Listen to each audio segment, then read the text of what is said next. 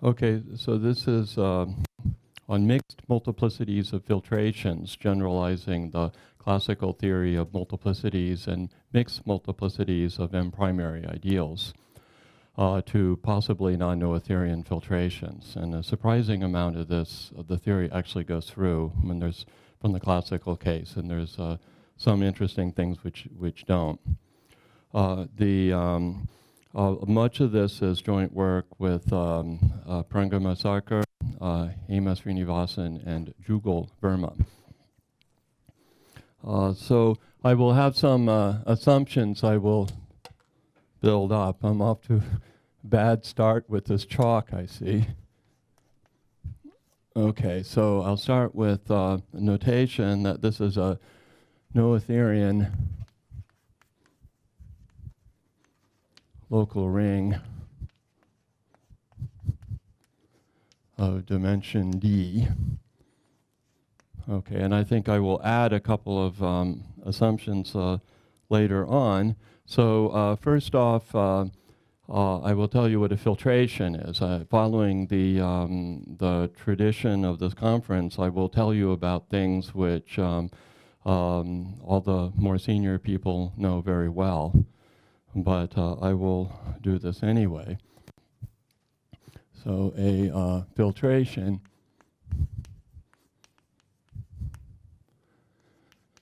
of ideals I, which I will write this, IN in R, is a sequence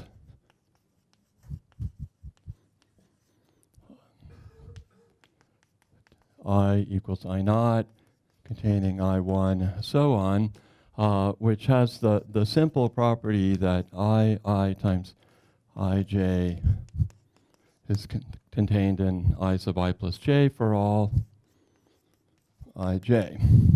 Okay, and we also have the case that we say that I is a filtration of M-primary ideals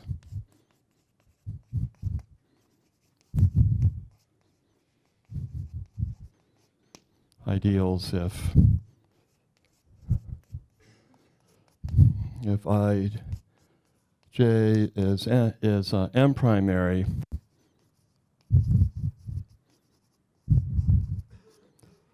for I bigger than 0, and a last condition which is important for us to keep in mind is that the definition of being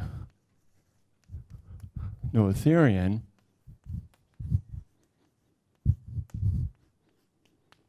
this is Noetherian if this ring, this graded R algebra, is a finitely generated R algebra. So of course filtrations are ubiquitous throughout algebraic geometry, and in many cases they are non-Noetherian. Like for instance, if you even take an extension of birational extension, which is of finite type, even from that of rings, and you take the maximal ideal and contract it down to get another filtration, that this filtration is generally not Noetherian.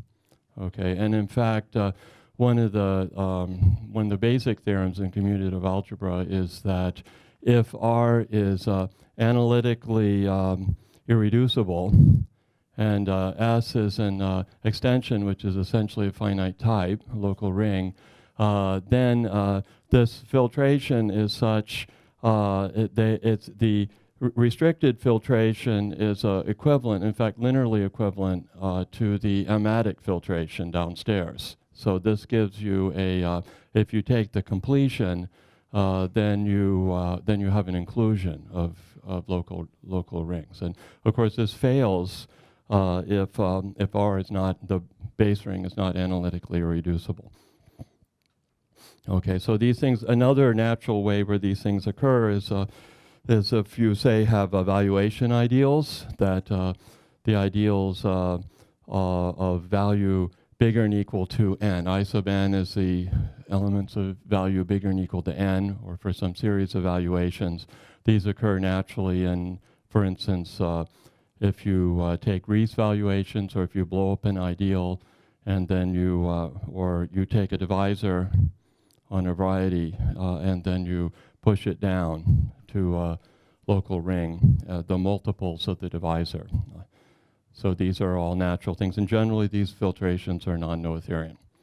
So it's important to have a systematic way of studying the situation. So I think in both commutative algebra and algebraic geometry, there's sort of a fraud that's perpetrated on us when we first learn the subject, which is that presumably everything is Noetherian. And especially in algebraic geometry, as soon as you leave that situation, you sort of pretend it's not happening. I mean, the usual way to teach algebraic geometry is to presume that all line bundles are semi-ample, and in some books it's even a theorem. And this is absolutely not true. And somehow one needs to have systematic way of considering these kinds of situations. Okay, so these notation. Okay, so now let's start to develop the theory for ordinary multiplicities.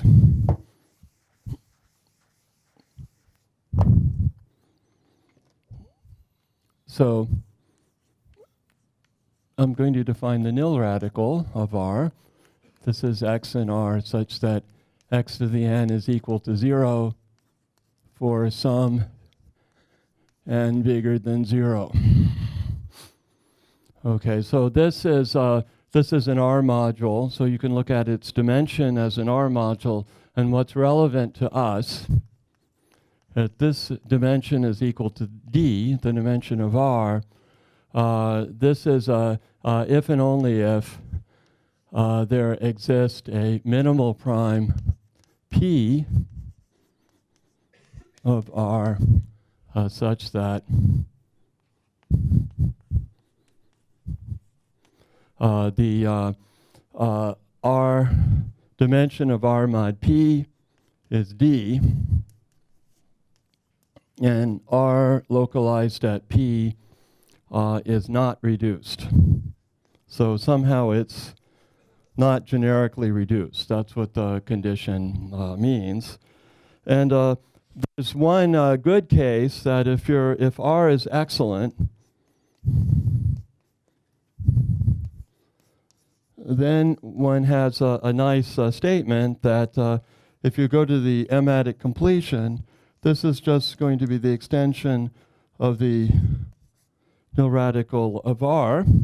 And we also have that this statement about the dimension of n of R is equal to D if and only if that same statement holds for the completion. But outside of the excellent world, this may not be true. For instance, there's a wonderful example of Nagata, of a domain, which such its dimension of its nil radical of its completion is D. So it's a domain, but its completion is not generically reduced. Okay, so fortunately, this doesn't happen in many situations. Okay, so I was going to say something before I rate. You should contact Mati if you want a taxi to Sao Paulo. Okay. Okay, so you can. Okay, I'm going to leave the conference dinner because that's the most important thing. So it's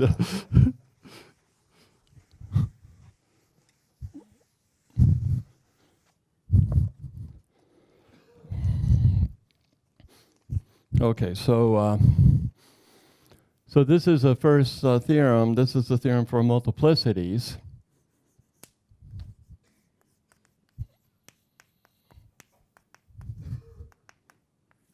And this is a theorem of mine from a few years ago, not too many years ago. which says that the limit n goes to infinity of the length of the R module, R mod I to the n sub n over n to the d, exists for all filtrations I equals I sub n of n primary ideals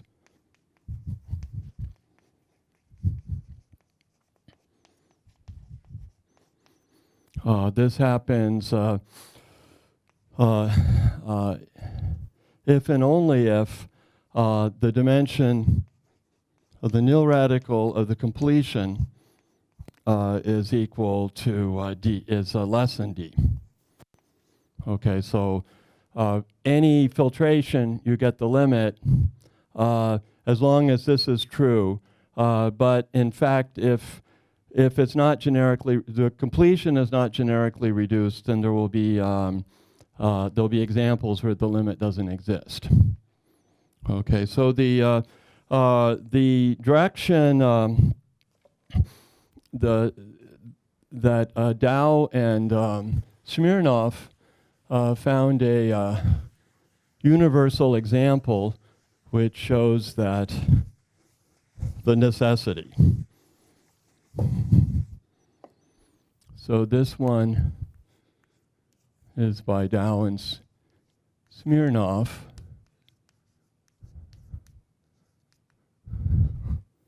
Did I spell the name wrong? It's a V.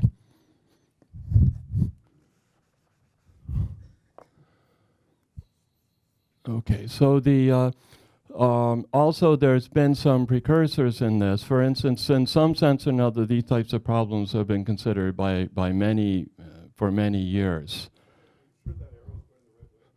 This one, no. I think, let's see. What do I want now? Okay, what they show is that the dimension. I guess it must be. I think you're probably right, because I want to show that if they show that, yes, it's the other way they do. You're absolutely right. Thank you. They show this way. Because they show that if the dimension is d, then there's a filtration which doesn't give a limit. So you're absolutely right, yeah. Okay, so the strongest result before mine is from Lazarsfeld and Mustada, who they show that if you're a ring which is a domain which is essentially a finite type over an algebraically closed field, where the residue field is the algebraically closed field, then the limit will exist. And their proof does not extend beyond that they need all of those assumptions in it. And their method is to, they have a theory of volumes of graded linear series and projective varieties. And they use some, use a trick to reduce it to a case of something like that.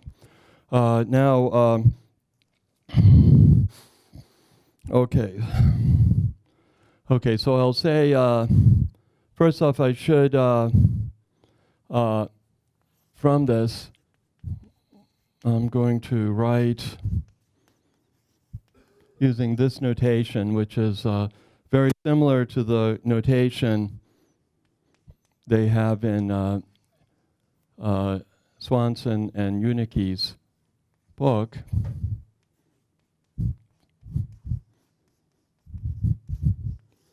And then people always divide out by this when the limit exists.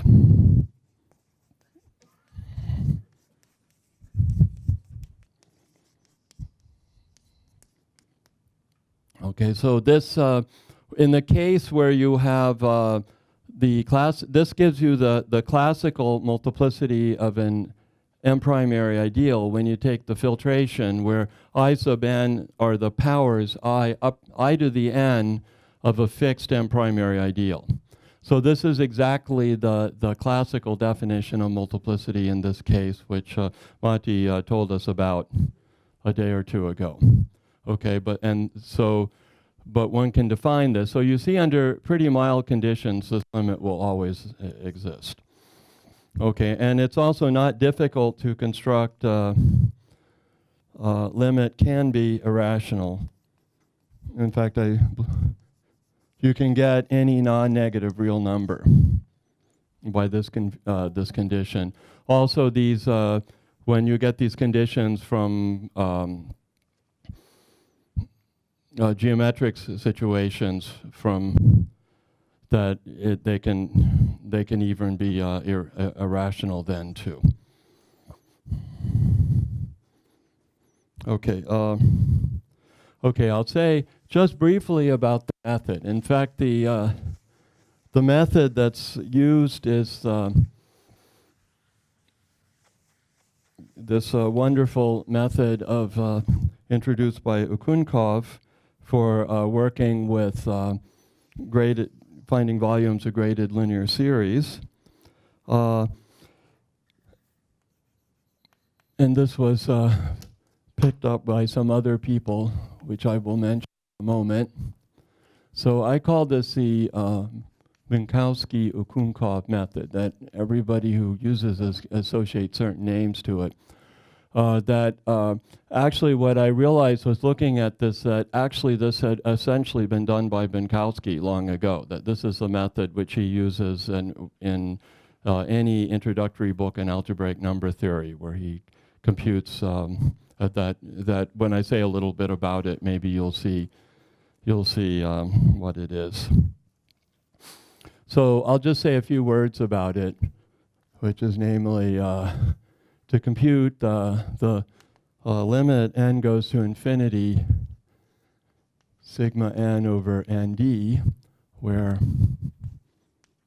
sigma n is a function on a filtration of a d-dimensional topological space. What you need to do is associate in a suitable way, I should say suitable. You need to associate a semigroup in z to the d plus 1. The last variable indexes the level you're at in the filtration. The limit is then the volume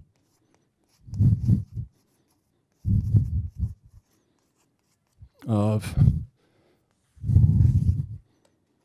this is the volume of the slice of the real cone in Rd plus 1 generated by the semigroup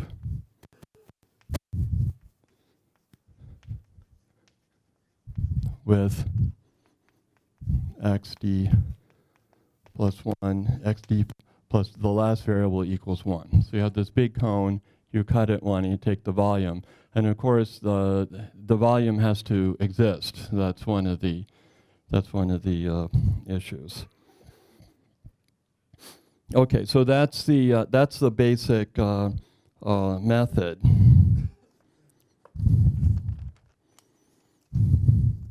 Okay, and this method was this cone method was used by Ukhunkov, Lazarsfeld, and Mustada, and Kave and Kovansky to compute volumes of graded linear series on projective varieties over algebraically closed fields. So in the situation of our theorem, which I just erased, you first reduce to R analytically irreducible, and then what you do is you find a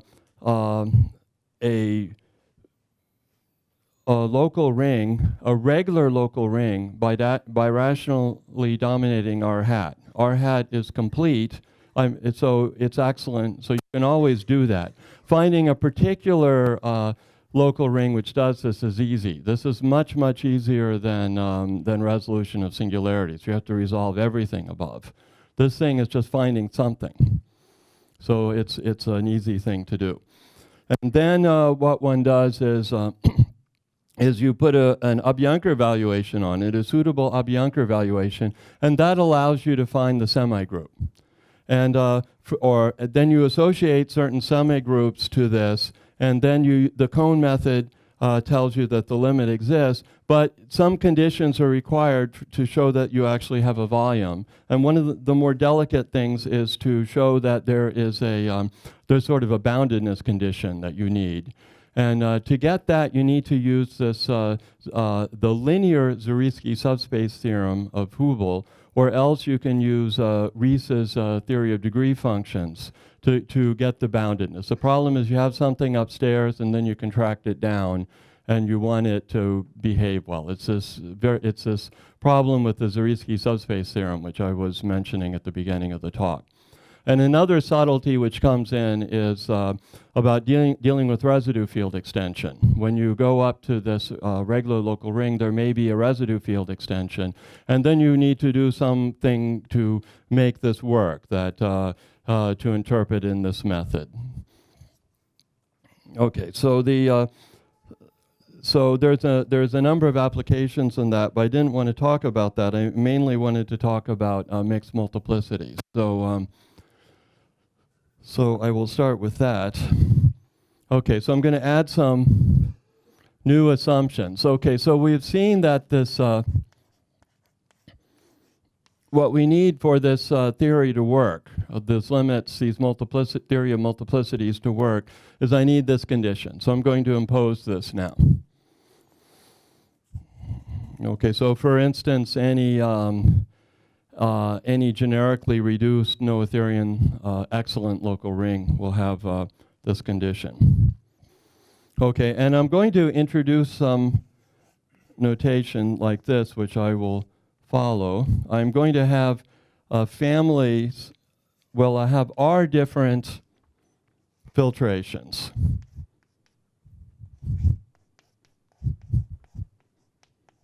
So these are filtrations of M primary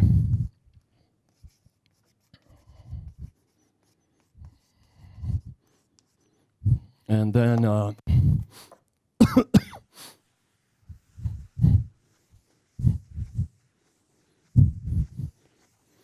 and also I will take M to be a finitely generated R module. So I will follow these notation from now on.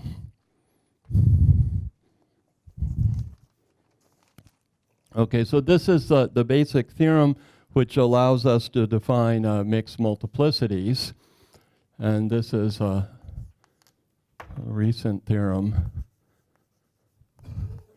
with Parangama, Sarkar, and Hema Srinivasan.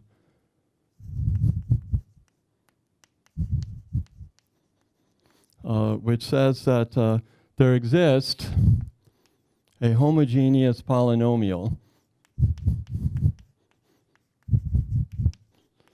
of degree D. I'll write that in a minute. This is in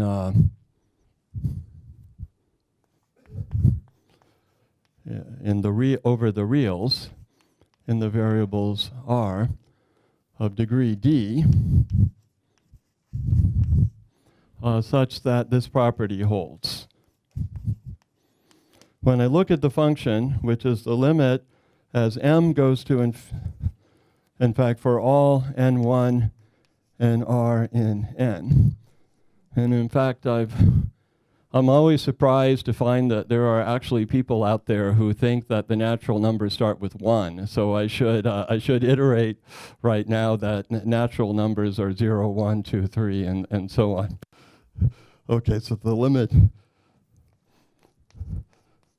length of M mod I1 M N1 IR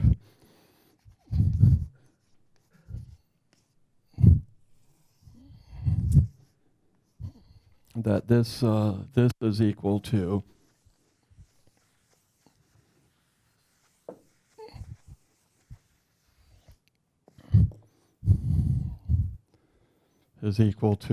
G of N1 NR. Okay, so this is what we need to be able to define mixed multiplicities for filtrations, generalizing the mixed multiplicities for M primary ideals. Okay, so once we have this,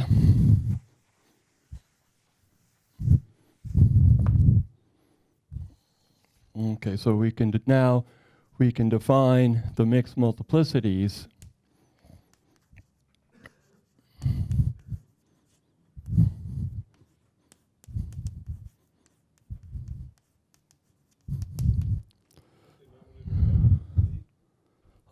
it certainly is, absolutely. M to the D, yes, M to the D, yes. Okay, define the multiplicities, and again, I'm using the notation here, which is very close to the one in Unicki and Swanson's book for mixed multiplicities when you're looking at filtrations of powers of a fixed ideal. And you define them from the coefficients of G, writing. You just define this, and I've already written this, is equal to the summation over natural numbers, d1 plus dr is equal to d, 1 over d1 factorial dr factorial. And then this is where the symbol comes from. In fact, this is essentially the notation introduced by Tessier and Riesler for ordinary powers of M primary ideals. And then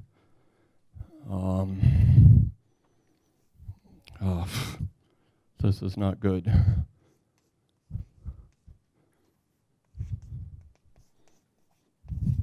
Okay, so somehow this was not great board work, but it's like this, and then it's times this over here. Okay. Okay, so this gives you the mixed multiplicities, and of course this is exactly when you take the ordinary powers. This gives you the you take the classical mixed multiplicities of powers of an M primary ideal. This gives you exactly the classical definition. And of course, this was introduced. It looks like it was first introduced by Bhattacharya and Ries, and then Tessier and Riesler developed this. Okay, so how do we prove this theorem? Well, first, what we do is we solve it for a Noetherian filtration, where you you construct the polynomial for a Noetherian filtration by using a Veronese to reduce to the classical case of filtrations of M primary ideals, and then it's all well known. So then what you do is in the general non-Noetherian case, what you do is you approximate the filtration by Noetherian filtrations, and then the delicate part is to show that if you take the polynomials that you get from the approximations, that the limit of these approximations gives you a polynomial. And that's where you need to use a delicate analysis using the Cohn method in order to see that this limit actually exists. Okay, so a lot of the theory of mixed multiplicities extends to the general case, to this case of filtrations. And in general, what happens is that if you have some statement which is an inequality, that will generally go through for filtrations. But for equalities, sometimes it's a little more subtle. And I'll say a little more about that.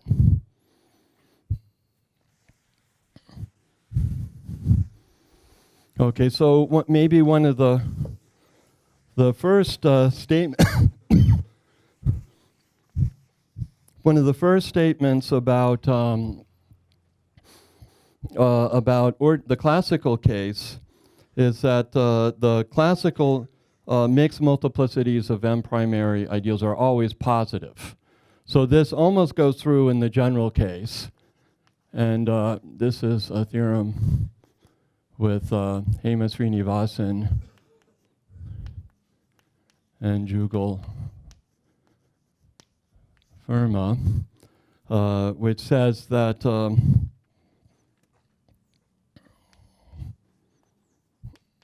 mixed multiplicities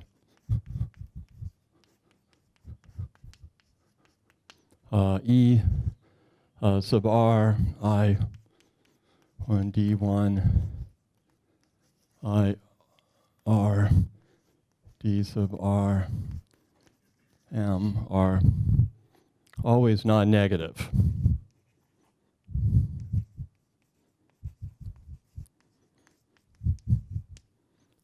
But can be zero. It's not difficult to find examples where they are zero, even if M is equal to R. Okay, so that now there is a statement that one can have. In fact, we have a number of statements of this type, but the basic one, which I'm going to tell you about, is that if R is analytically irreducible,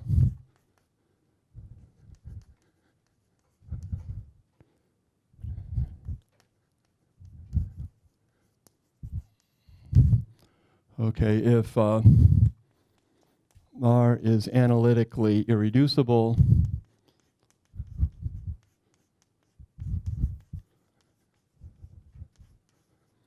and one has that the multiplicity of individual multiplicities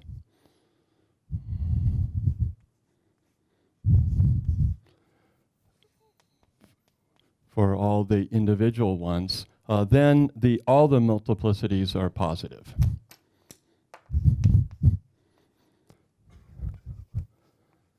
Then maybe all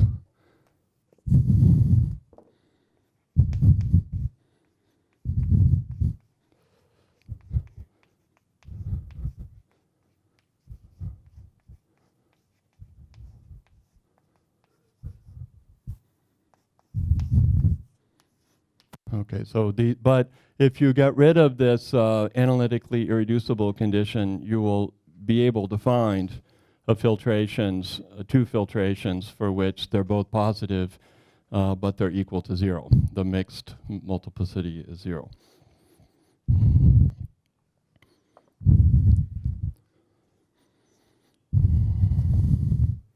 Okay, so there's another statement I'll have here.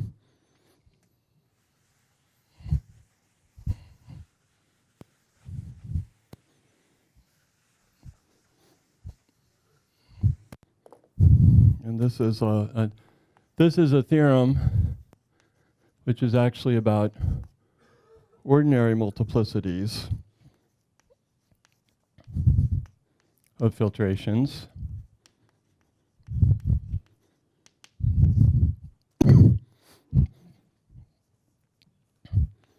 Let's suppose that we have two filtrations where one is contained in the other. Okay, and this means that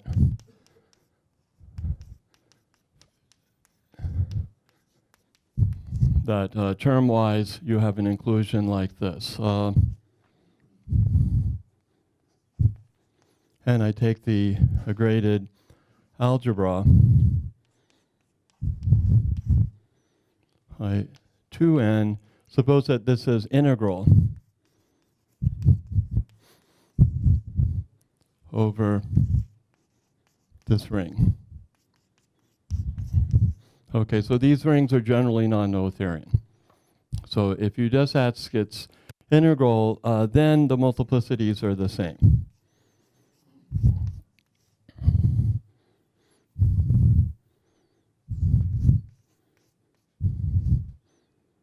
In fact, this will be true for any m.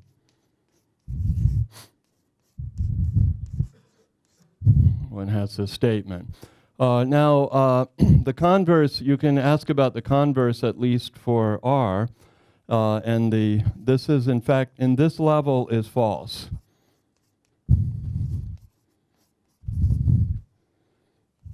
Even when you take R to be M. But in fact, this is, if you take the ordinary powers of ideals, these filtrations, this becomes actually this is a famous theorem of Rie's.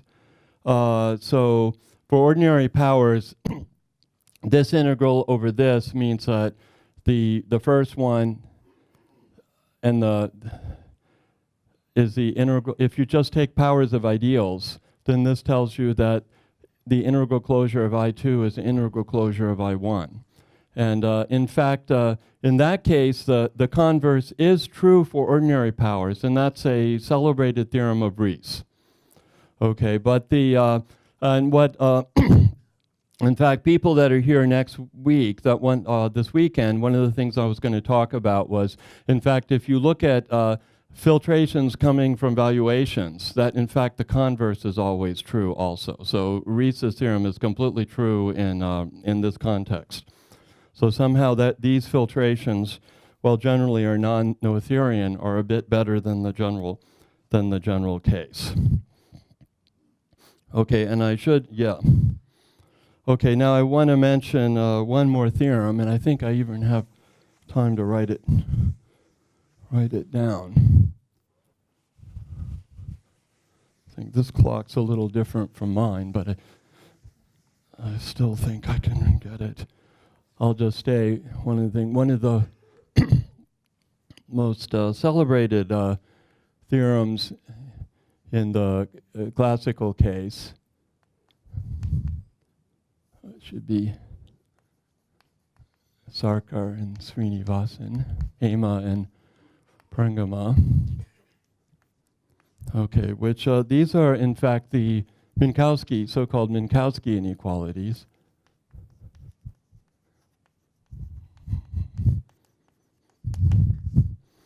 And there's a series of them, but the fundamental one from which they all follow is this one. If you take two guys and you take this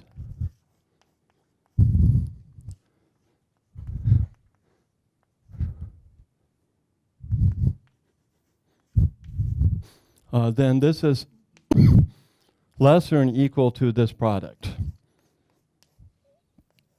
I plus 1, I2, d minus I minus 1.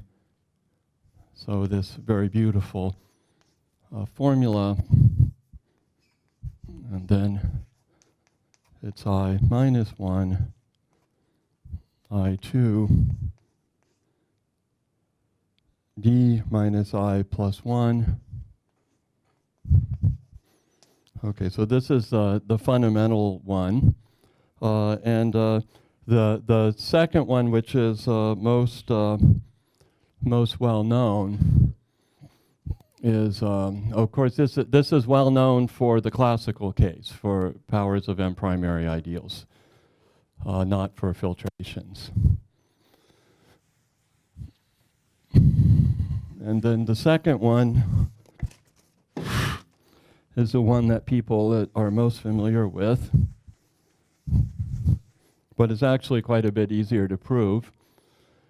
which is that if you take the multiplicity of the product of the filtrations, this is, and take the dth root, this is less than equal to the dth root of I1, 1 over d plus ER I2, and 1 over d. Okay, and this was, this one actually you can prove directly without using the mixed multiplicity method. So of course this one is even defined in terms of mixed multiplicity, so you need it. And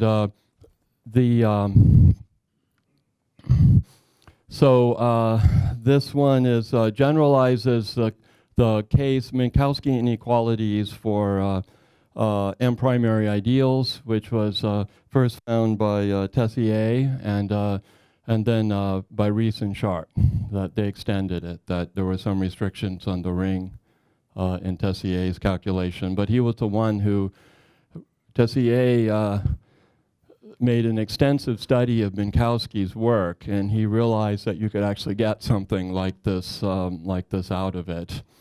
In fact, Tessier tried to get me, well, he was very kind to give me a whole file full of Minkowski's old papers in German, which he encouraged me strongly to read, and I'm afraid I haven't gotten to that yet, but so someday I hope to do that. Okay, so this is sort of some of the basic results. There's a number of applications of this which I don't have time to go through, but I'll stop here.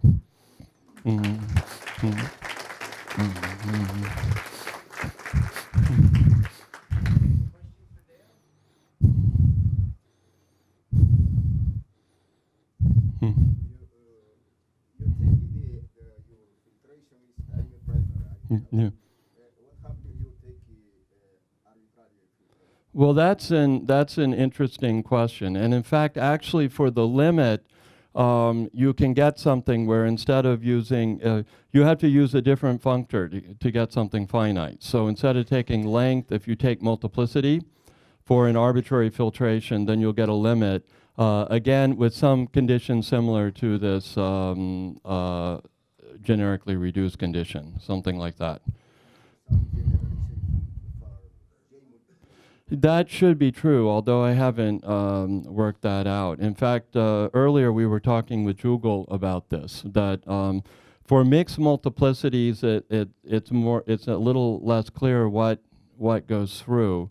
That, but probably for epsilon multiplicity, you do get limits for any ideal, for instance. This is one of like Ulrich and Valdadashti's and Kleinman's theory of epsilon multiplicity. They define something in terms of a lim sup. And you can show, using these methods, you can show the epsilon multiplicity exists in very general conditions, which is essentially the J, well, it's bounded above the J multiplicity, but the epsilon multiplicity can be irrational, for instance. So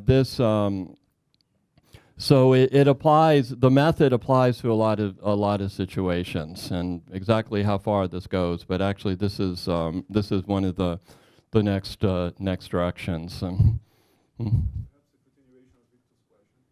If you want to stay away from contexts of any primary ideals or even the graded case, because I guess the J multiplicity requires a graded set. Actually think about epsilon multiplicities. Yeah, well, the epsilon multiplicity exists really generally. I think if you have, for instance, in a ring itself, that I believe the dimension of this nil radical condition I have, this generically reduced in the completion, is enough.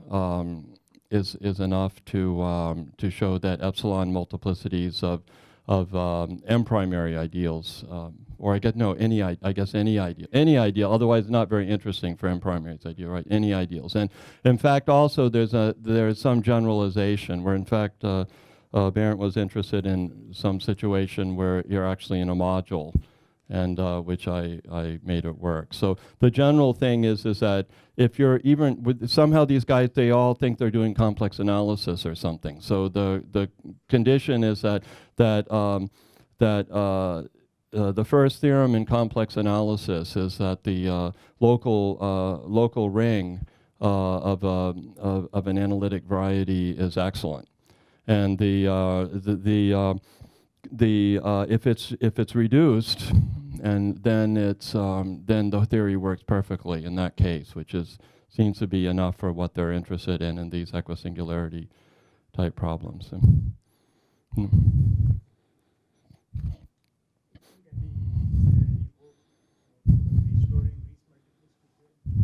Well, the one about the equivalent. Well, for filtrations, it's not true. There's simple counterexamples. But on this weekend, I will talk about the fact the theorem is completely true, the Rees multiplicity theorem, if you stick to divisorial filtrations or valuative filtrations. Okay, so that's that it's true in that case. There's also a theorem of Tessier and Rees and Sharp and finally Dan Katz in all dimensions, saying that some really beautiful criterion about what happens if you have equality here. And that I hope is true, but I don't know for divisorial filtrations, for valuative filtrations. It's certainly false for arbitrary filtrations. But I hope this is true. I can prove it in dimension 2, but I don't know how to do it in higher dimensions. But I'm hopeful that maybe something will come.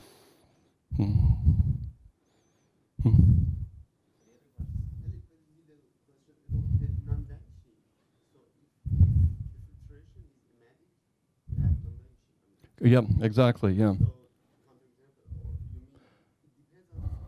Yeah, so I mean, a really dumb example is if you take, let's say you're in K adjoint xy, and you look at you define I sub n to be y comma x to the n. Okay, that's a filtration. But the limit, you're really, when you set out y, so you're looking, it's a one-dimensional example. So, yeah, so I mean, it's very easy to do that. So that was why in that condition, that theorem with Hema and Jugel, that you need this. But what's sort of remarkable is that if at least these guys are positive, you can hope that the mixed multiplicities are all positive. And in fact, the condition will be that will be true for all of these filtrations, if and only if it's analytically irreducible. Because the idea is if you have two branches, you can take the normalization and split them off. So somehow the guy over here doesn't interact with the guy over there. That's the problem. Mm-hmm. Okay,